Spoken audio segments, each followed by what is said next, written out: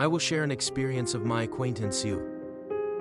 One summer, you and 4 friends went to stay in a cottage by the river to go fishing. After arriving at the cottage and borrowing the key and cooking supplies from the management office, the old man working there spoke to them. You boys here to fish or trade ghost stories? Wondering, ghost stories? They replied. Fishing. Well, might swap some scary tales too, given the season. The old man asked further.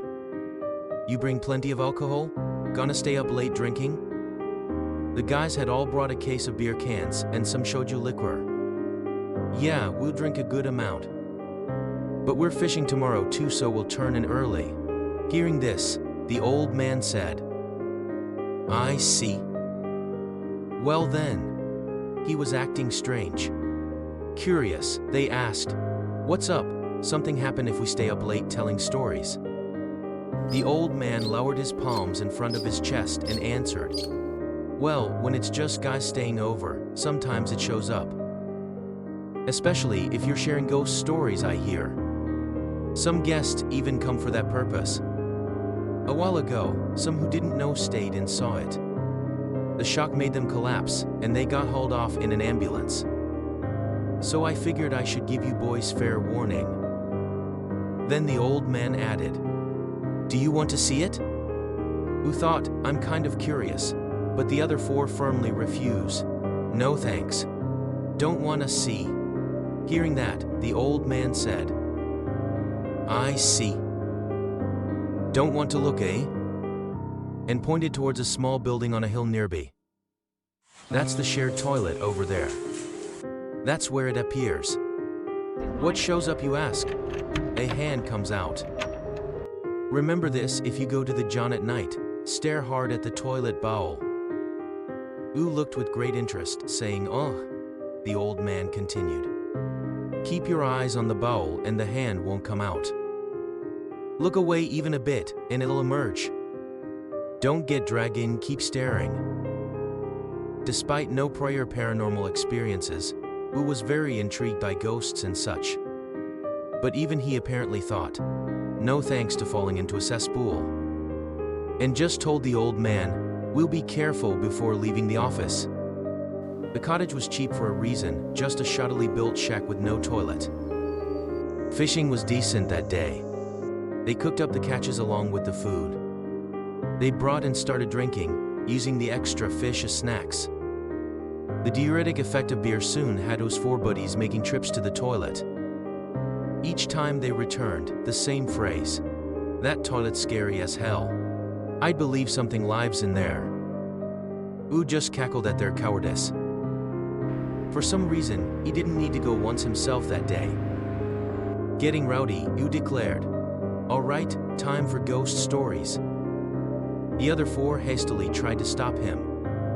But Wu carried on regardless, unilaterally beginning a tale. After he finished, whether resigning themselves or just drunk, his buddies all took turns telling stories. With the ghostly tales over, they decided to turn in. Too scared to use the toilet, those 4 friends just stood and peed in the bushes around the cottage before bed. But Wu still didn't need to go, ending up falling asleep without a single trip. Late at night, Wu abruptly woke up.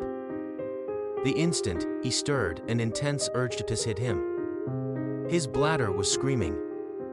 Crap, I'm gonna leak. He leapt from his futon and hurried to the shared toilet in a bow-legged scuttle. Diving inside and sliding the door closed, this was frightening. The bare bulb swayed. The stained walls looked like faces in the grain. Wu recalled the old man's warning and stared at the Japanese-style wall. But he had no time to spare. Hastily dropping his track pants and underwear to his knees, he voided the contents of his bladder. He hadn't forgotten what the old man said. Just the pleasant relief made his guard drop, an unconscious habit. Wu had a tendency to gaze dreamily upwards, exhaling, while peeing. Realizing he'd looked away from the toilet, crap, I screwed up, he thought. Right then, in his unfocused eyes something came into view. A pale thing. A woman's face? Did the manager put a mask on the ceiling to scare me? Wu wondered. But then the closed eyelids of that pale woman's face opened, and it grinned creepily. Ah. He wanted to scream, but his throat clenched up, nothing coming out. His piss won't stop, but he's gotta pull his pants up and escape. Right hand holding the waistband, left reaching for the sliding door. Now flee. The instant that thought came, O's wide eyes met the cloudy gray arises of the pallid woman's face. A blank span of 0 seconds. Abruptly the pale woman's face plummeted straight down, as if squeezing out toothpaste. O's sight was engulfed by the pallid woman's face. The scream lodged in his throat shot out like a solid object. His left hand summoned all its strength to slide the door open. Hey! Howling like a beast, Wu burst from the toilet.